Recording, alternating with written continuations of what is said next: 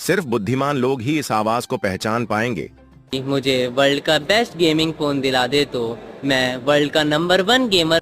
तो बताइए ये किसकी आवाज थी?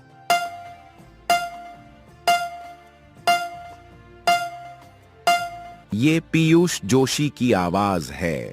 सिर्फ सही आंसर वाले ही लाइक एंड सब्सक्राइब करें। चलो अब बताओ ये किसकी आवाज? पुष्पा नाम सुन के फ्लावर समझे क्या? फ्लावर नहीं, फायर है। जिसने पहचान लिया वह कमेंट में बताओ।